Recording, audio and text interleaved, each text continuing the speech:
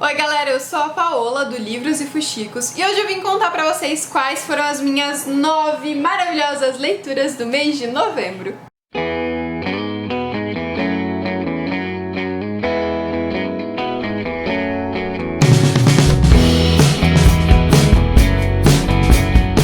Comecei o mês lendo um romance mega fofo que me apaixonou de cara por causa dessa capa super linda que é Eu Estou Aqui. Eu acho que esse romance, ele é bem levinho, bem fácil de ler, bem gostoso, mas ao mesmo tempo ele é muito real. Fala de temas verdadeiros, sabe? De ser um adulto, das dificuldades dos relacionamentos, da dificuldade de recomeçar, dos dramas familiares. E o que mais encanta aqui é que nós temos um romance muito inusitado. A protagonista, ela é montanhista. Ela é no topo de uma montanha que ela encontra a paz, assim que ela se sente conectada com ela mesma. Só que em uma dessas aventuras, ela acabou sofrendo um acidente e agora está em coma. Já faz alguns meses. Enquanto o protagonista, ele vai para o hospital visitar um irmão que sofreu um acidente. Ele não tá muito feliz com o que aconteceu com esse irmão, então ele evita ficar no quarto dele. Por isso, sempre que ele vai no hospital, ele procura algum lugar calmo para tirar um cochilo ou ficar pensando na vida. E em uma dessas andanças, ele vai acabar no quarto da nossa protagonista. É um romance que é impossível, a gente não sabe como vai terminar, a gente torce enlouquecidamente e além do romance em si, a gente conhece um pouco sobre os dramas dos protagonistas. Enquanto ela, o que ela vê no hospital, como ela sofre de negligência médica, aqueles que não acreditam mais nela, não esperam mais um milagre, que ela acorde, enquanto ele, fora do hospital, nesse mundo louco, ele acabou de sair de um relacionamento super difícil, ele quer ter um amor, ele quer ser pai, ele quer ter uma família, mas não enxerga isso pro seu futuro. É muito fofo, gente. Eu acho que o romance é maravilhoso e é um dos protagonistas masculinos com a narrativa mais real que eu já vi. Indico demais! Também li o livro nacional Notas de um Megalomaníaco Minimalista. Já tem resenha aqui no canal, vou deixar o link aqui nos cards pra quem ainda não viu. É um livro sobre reflexão, um protagonista que vai estar sentado pensando na vida, que vai ser indagado por uma mulher desconhecida e vai perguntar do que você tem medo. A partir dessa pergunta a gente vai mergulhar sobre o nosso reflexo da sociedade, sabe? Como é a nossa sociedade hoje, os nossos preconceitos, nossos julgamentos. É um tipo de livro que faz a gente refletir naquilo que a gente acredita, fortalecer ou fazer a gente repensar as nossas crenças. É bem legal, vai lá conferir a resenha se você ficou curioso. Também li George, é um livro que eu tava com altas expectativas, vocês sabem que eu adoro ler livros sobre crianças. Esse livro aqui foi muito gostoso, apesar dele não ter aprofundado tanto no tema quanto eu gostaria, é uma leitura que faz a gente refletir bastante. Aqui é uma menininha que nasceu no corpo de menino, ela se sente muito mal por ser diferente, as pessoas não entendem ela e ela precisa passar por esses dilemas de enfrentar a família, enfrentar os amigos, o bullying na escola, o preconceito constante. Gente, sofre tanto.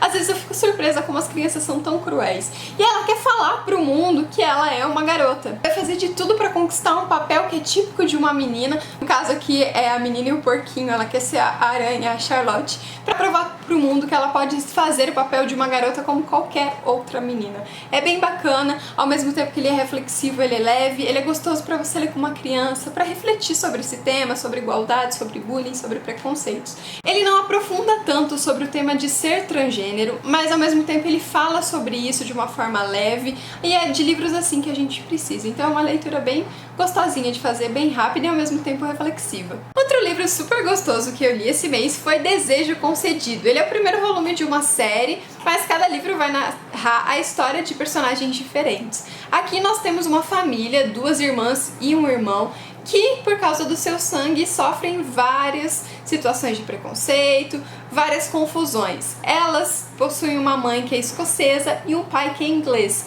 E ter esse sangue misto não é muito legal para a época. Depois que os pais delas morreram, elas precisaram se preocupar mais com isso, porque os tios que ficaram responsáveis pela guarda só queriam o dinheiro delas. Elas fogem junto com o irmão mais novo e vão morar lá no interior da Escócia, em um clã, quietinhas, junto com o avô por parte de mãe, sabe? Sem se intrometer na vida de ninguém, realmente pra não chamar atenção pro fato delas serem diferentes.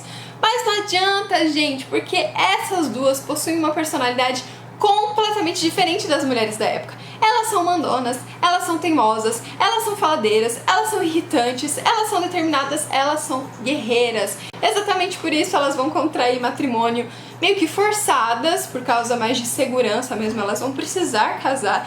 Não vou ficar nem um pouco feliz com essa ideia. E a gente tem um romance, idas e vindas, brigas, personagens que não se querem, mas no fundo se amam, aquela coisa que vai sendo construída no dia a dia, que vai quebrando barreira daqueles corações que, sabe, sou durona, não quero amar, mas no fundo tá ali se apaixonando aos pouquinhos. É um livro cheio de pequenos desafios e que a gente vai vendo o romance e essas protagonistas mudarem conforme o tempo.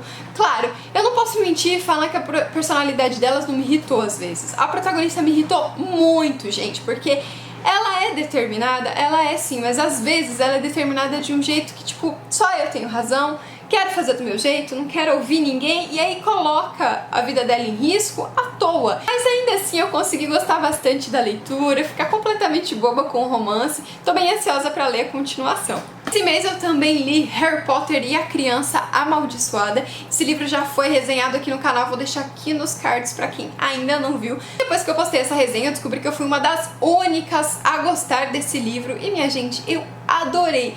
É uma peça sim, o roteiro está aqui compilado nesse livro. A gente não pode começar lendo achando que vai ser como os outros livros de Harry Potter, porque ele não tem uma narrativa corrida. Ele é como uma peça, personagem, 2 pontos, a frase. Ele é todo em formato de diálogos. Apenas os primeiros capítulos eles começam com uma ambientação, pra gente saber, tá na plataforma, ou tá em Hogwarts, ou tá no Ministério da Magia. Eles vão falando onde os personagens estão, a gente cria o cenário na mente, e aí é só diálogo atrás de diálogo. Achei super divertido, achei que os personagens principais de Harry Potter amadureceram, agora eles são pais. E as crianças, gente, os filhos dos nossos personagens favoritos são maravilhosos. Vai lá ver a resenha, porque esse livro aqui é muito gostoso. Eu sei que tem gente que não gostou, mas é muito fofinho, gente. Voltar pra Hogwarts é uma delícia.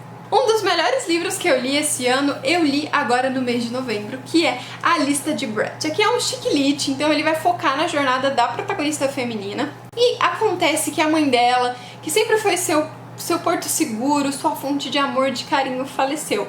A Brett está completamente perdida e as coisas pioram quando tem a leitura do testamento.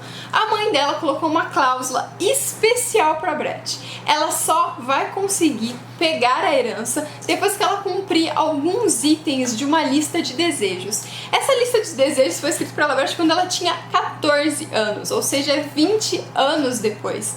E agora ela tem que voltar no tempo, se reconectar com aquela criança, aquela adolescente que ela foi anos atrás e fazer esses sonhos virarem realidade.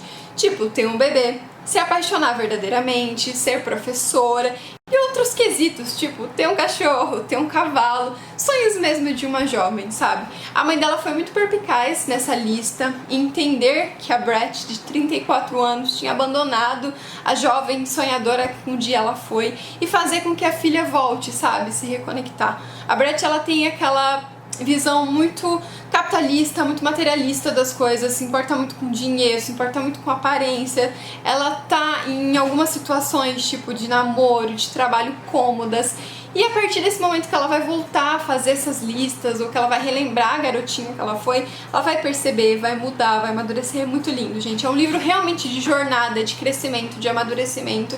Faz o leitor refletir muito. A cada página a gente se questiona se nós também, como a Brett, deixamos nossos sonhos passados passando, assim, sabe, com o tempo. Fomos deixando eles abandonados por causa da nossa sociedade, porque as pessoas esperam da gente. É maravilhoso, indico muito. Da Abby Glines eu li À Sua Espera, que segue o mesmo estilo dos livros da autora.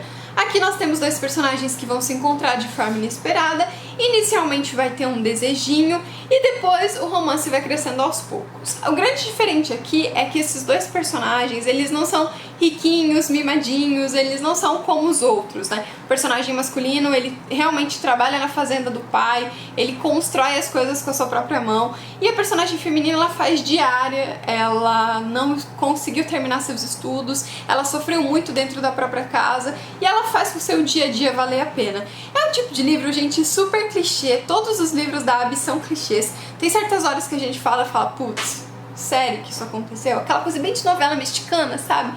Mas é gostoso de você ver, principalmente por causa da personagem feminina. Ela tem um drama, uma história de superação, uma dor que ela viveu muito forte, muito real, que eu acho legal quando a Abby coloca isso. É um livro pra ser lido rapidinho, é um livro pra ser lido de uma forma assim, sabe, mais fluida, é um livro pra ser sensual, pra ser focado no romance, mas que tem uma reflexão sim, que tem uma mensagem por trás, é bem legal. Esse aqui vai ter uma continuação, são 2 livros que vão contar a história desse casal aqui. Não acho que era necessário, mas tô bem curiosa, acabou de um jeito assim que dá vontade demais. Outra leitura maravilhosa que eu fiz esse mês foi O Garoto do Cachecol Vermelho. Eu olhei essa capa e eu olhei esse título e eu imaginei que o livro seria completamente clichê. E também achei que ia focar muito no romance e não foi o que a gente encontrou aqui.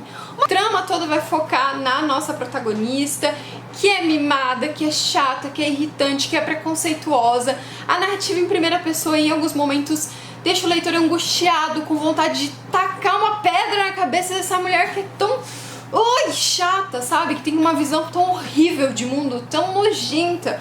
Mas, ao mesmo tempo, é muito bonito ver como ela vai mudar, como ela vai se transformar. Claro, sem deixar de lado a sua personalidade mandona, determinada, mas vai sim começar a aceitar o diferente. A protagonista é uma bailarina, o sonho dela é ir para uma outra faculdade focada em artes. Ela tá trabalhando muito para isso, até que uma aposta acontece com o garoto de cachecol vermelho. Ele vai fazer com que ela fique um tempo com ele, exatamente para ela tentar ver o mundo de outra forma. Então ele vai levar ela em alguns lugares, forçar algumas situações para ela ter um choque de realidade, sabe? Parar de ver ou de achar que o mundo gira em torno do seu umbigo. É realmente um livro focado no amadurecimento e no crescimento dessa protagonista. Mas tem um drama aí, gente, uma coisa de chorar, de apertar a garganta, de dar, assim, sabe, de deixar o coração dolorido. É realmente muito forte, assim, dramatizado em excesso, sim, mas é emocionante, é cativante, deixa uma mensagem muito bonita.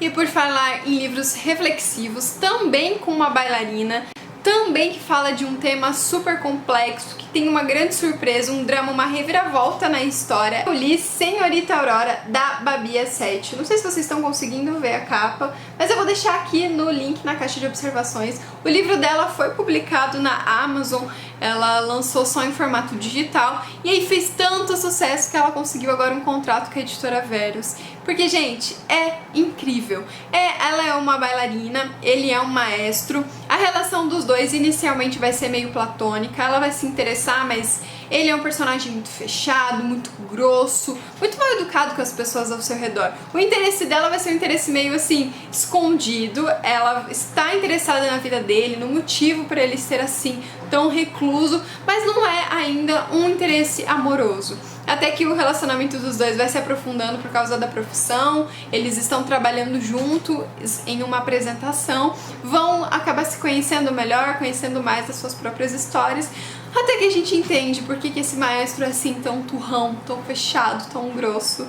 E a gente começa a entender, aceitar e querer que ele mude, querer que ele se dê uma segunda chance. Eu não posso falar os motivos ou até o tema central dessa história, porque seria um grande spoiler, mas eu só digo que é um romance que eu nunca havia lido sobre isso.